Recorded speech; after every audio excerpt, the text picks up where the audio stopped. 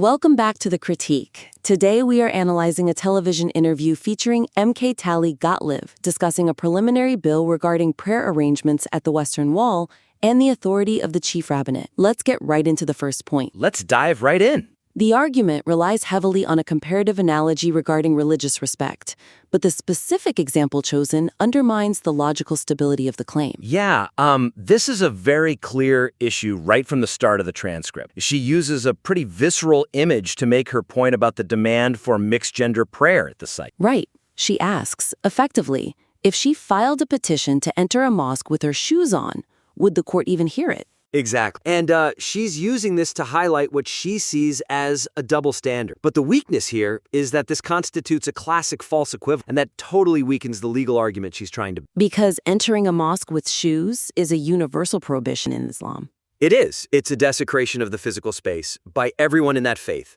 across the board. However, mixed-gender prayer is not a universal prohibition in Judaism. Right. It's actually a standard devout practice for Reform and conservative Jews. Exactly. Which is a massive portion of the Jewish world. So by equating a specific local custom violation, like wearing shoes, with a fundamental denominational difference regarding prayer style, she just opens the door for opponents to dismiss the whole argument as logically unsound. It invites a debate about, hygiene or universal taboos, rather than a debate about conflicting rights in public spaces, which is what she actually wants to be arguing. Spot on. When she uses that shoes line, the listener immediately thinks, well, wait, Reform Jews pray with shoes on and mixed genders every day, and they are still Jews? It makes the speaker appear to just completely misunderstand the opposition's argument. Which obviously undermines her authority. So, looking at suggestions for improvement, she needs to refrain from using taboo comparisons like the shoes example, and instead focus on site-specific sanctity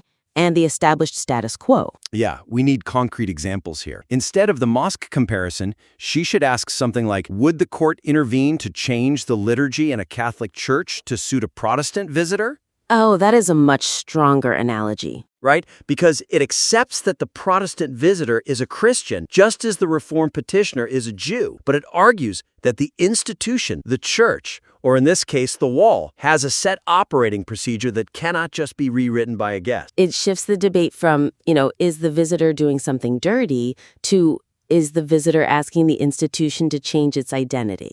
Absolutely. You want to frame the argument around the preservation of historic continuity. A concrete way to phrase this is, this site has operated under these specific rules for centuries. The law protects the place, not just the people. That removes the insults implied by the shoes comment entirely. It does, and it elevates the debate to one of legal preservation. So the actionable advice is to avoid the shoes imagery entirely. Stick to a debate about conflicting rights. The argument shouldn't be that you are dirtying the site. It should be that you are attempting to change the site's definition. Moving to the next section of the interview, there is a jarring contradiction between the speaker's claim of state pluralism and her rhetoric regarding specific Jewish denominations. This was a moment that really stood out. The speaker states, "We are a very pluralistic country that allows everything," which is a lovely inclusive opening, right? But then shortly after, she asserts regarding Reform Judaism that there is no such animal and that Judaism is categorical. Yes, and the weakness here is that this cognitive dissonance completely alienates the undecided listener. You cannot claim the moral high ground of pluralism while simultaneously denying the existence of the very group asking for accommodation. It makes the pluralism claim sound totally disingenuous. Right. If you say we allow everything, but then tell a huge group of people you don't exist, you've lost the argument for tolerance. You're no longer the reasonable protector of tradition, you just become the aggressor against their identity. By attacking the identity of the petitioner, she distracts from the legal validity of her bill. Exactly. So the suggestion here is to adopt a jurisdictional approach rather than an ontological denial. Unpack that a bit. Jurisdictional versus ontological. Sure. So ontological means arguing about the nature of being, saying Reform Jews don't exist. That's a losing battle because, well, they clearly do exist. Jurisdictional means arguing about who has authority over a specific square mile of land. So acknowledging the existence of other streams, but arguing that the Western Wall falls under a specific jurisdiction. Exactly. A concrete example of how to phrase this would be to replace "there there is no such animal with. While Reform Judaism is a valid personal practice, the Western Wall is maintained under the specific historic framework of Orthodox tradition. See, she isn't validating Reform theology as correct. She is just validating that it exists outside of the specific jurisdiction. Right. Avoid attacking the identity of the petitioner entirely. Instead, attack the remedy they seek. She should say, the remedy for diverse practice is diverse location, like synagogue, not altering the nature of the national heritage site. That makes a lot of sense. And what about when she says Judaism is categorical? She should qualify. She can say, for the purposes of this specific legislation, we must rely on a single standard, which is the Chief Rabbinate. That makes it a legal definition, not a theological attack. It clarifies the who and the where without getting bogged down in the what are you.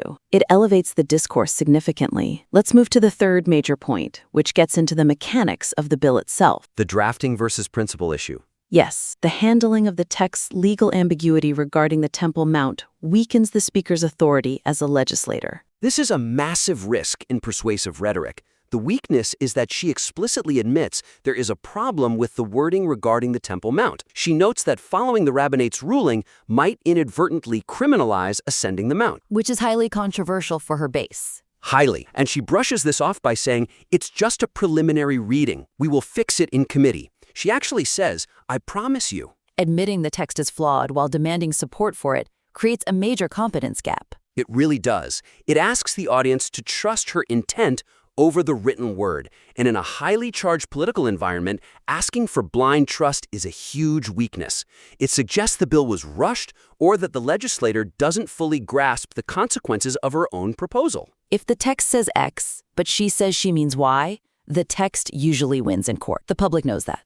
Exactly. So saying I promise you isn't enough. The suggestion is to use the drafting versus principle distinction more rigorous. Do not apologize for the text. Explain the legislative process as a safety net rather than asking for blind trust. How does she frame that admission of error as a strength, concretely? Instead of saying, I have a problem with this wording, she should say, this preliminary vote is purely declarative. The specific clauses regarding the Temple Mount are placeholders that will be narrowly defined in committee to ensure no prohibition on entry. That sounds like she's in control. Like it's a planned stage of legislation rather than a mistake she got caught making. Right, and she has this beautiful metaphor right there in the source material that she didn't fully utilize. She mentions the Tetzaveh Parsha. The biblical portion about building the tabernacle. Yes, she uses it just to evoke emotion, but she should use it to reinforce the need for precision. The tabernacle wasn't built on trust me, it was built on incredibly specific blueprints. So she could say, just as the tabernacle required precise blueprints, this law will be refined in committee to be exact. Exactly. We are in the concept phase, moving to the blueprint phase. This turns the religious reference into a logical defense of the legislative process. That's brilliant. It ties the content back to the form and reinforces her expertise. And as a concrete step, she needs to preempt the fear explicitly. State, this law is not a backdoor ban on Temple Mount. And state it as a negative constraint on the law itself, rather than just a promise of a future fix. Show that she's ahead of the criticism. Moving on to our final point, the speaker's focus on the legislation as a message to the High Court overshadows the substantive merit of the law itself. Yeah, a significant portion of the interview focuses on the bill as a tool to tell the High Court, basically, you don't decide. Which obviously energizes a specific political base. But what's the structural weakness there? The weakness is that it frames the law as an act of spite or a power struggle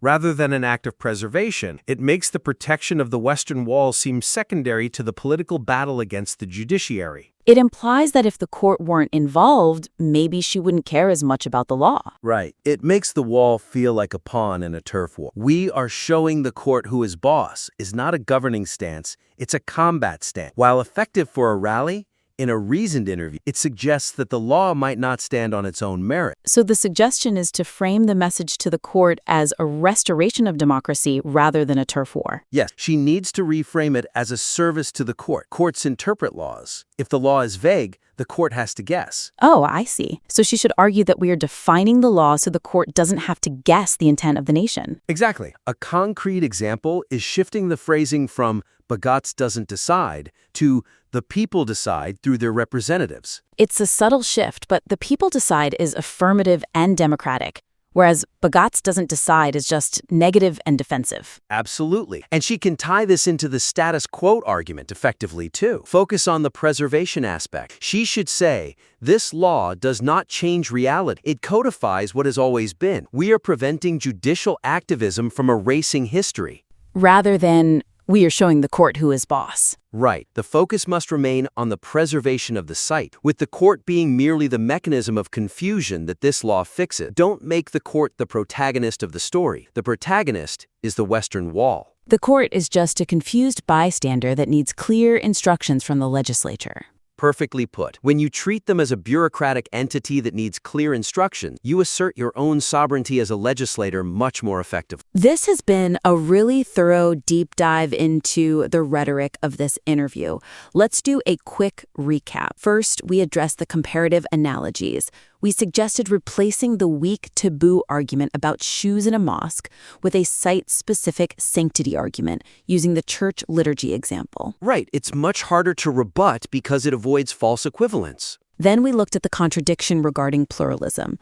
We recommended moving from an ontological denial, saying Reform Jews don't exist, to a jurisdictional distinction, saying they have rights, but the specific site operates under a different historical framework. It saves the speaker from looking hypocritical about the country's pluralistic nature. Thirdly, we tackled the admission of legislative flaws regarding the Temple Mount.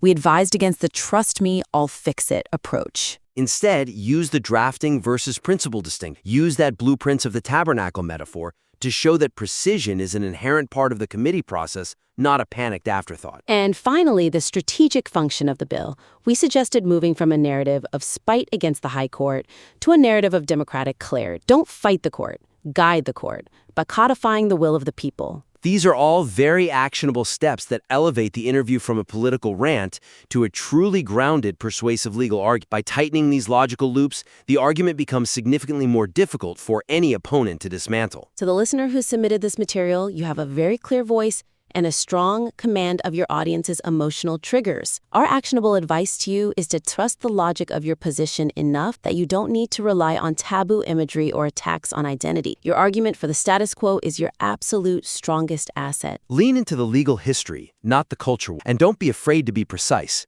You are a legislator. The details matter. When you embrace the complexity of the drafting process rather than just waving it away, you command a lot more respect from the audience. We invite you to implement these suggestions. Rewrite that opening analogy, reframe the pluralism answer, and submit the next iteration of the speech or bill defense back to us for another round of feedback. We would really love to see how you adapt this. We absolutely would. There's fantastic potential here. That does it for this critique. Keep refining your work, and we will catch you next time.